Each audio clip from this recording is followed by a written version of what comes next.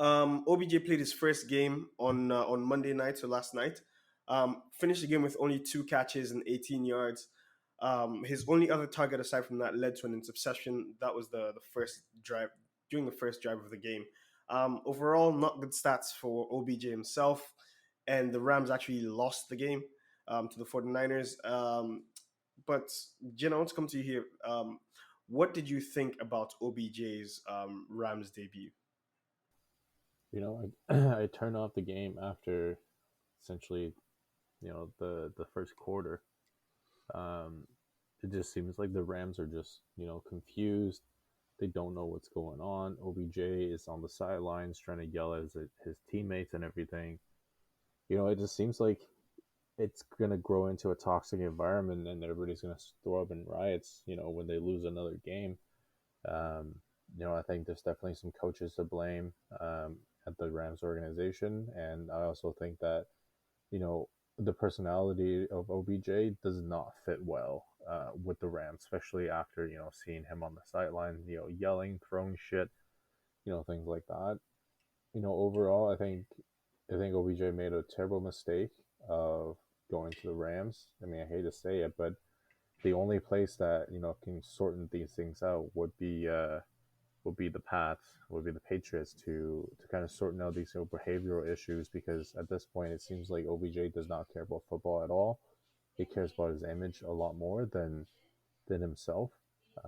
His talents are there, but we have seen countless talented players because of behaviors or off field issues they get cut from the team, and then never gets another chance. The problem is, if it doesn't work out here, he's going to have to try and AB his situation. What I mean by that is, like, Antonio Brown obviously burnt a bridge with the Steelers and then the Raiders, and then the Pats took him and he fucked that up. And then the only reason he was even a lot like put on another team is because a quarterback vouched for him. Obviously, Tom Brady brought him in and he lived at his house. I think he still is. And so that's the only reason he's still in the NFL. Obviously, the talent is there. We saw that last year. Haven't, I mean, we've seen it this year. He was out for a bit.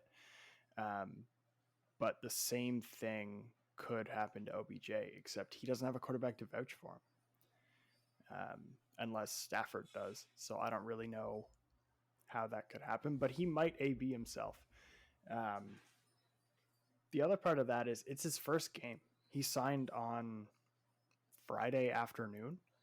So there was 3 days of learning the playbook, practicing with the team. That's not a lot. Like, if he had signed on the Monday or the Tuesday when he was cleared waivers, it would have made more sense that he's more involved in the game.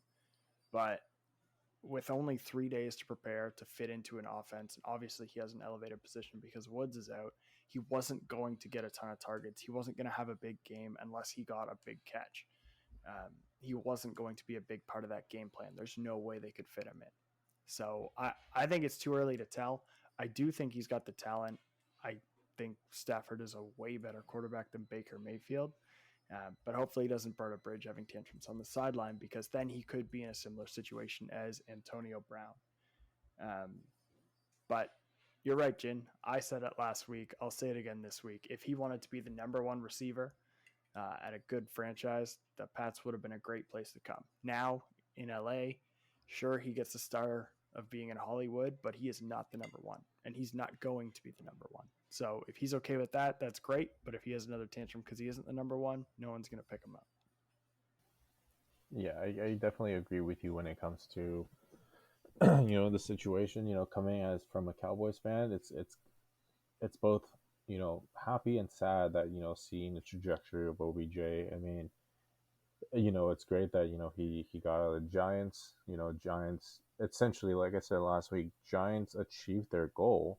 Their whole goal was to trade him to a place where his career is going to die, and his careers did die, or at least for the time being, did die in Cleveland. Overall, I mean, I think the Giants end up wasting the first round pick. I think the only person that essentially overall, if you kind of look back to the trade that they made, you know, it seems like the Browns actually got a better player by getting rid of by getting OBJ, because Olivia Vernon is actually part of the trade that went to the Browns, and he's still on the Browns roster, while the two players, as well as the first round pick that was sent to the Giants, Jabril Peppers is the only person that remains. The first round draft pick didn't work out well. The other player got cut a couple seasons ago.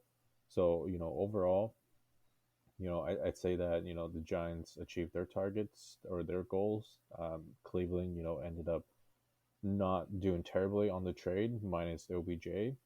And I think OBJ just needs to focus, but I don't think he can. I mean, he's in LA, has a sick mansion out there, doing all the partyings and everything like that, which we all know that can leads to many things happening.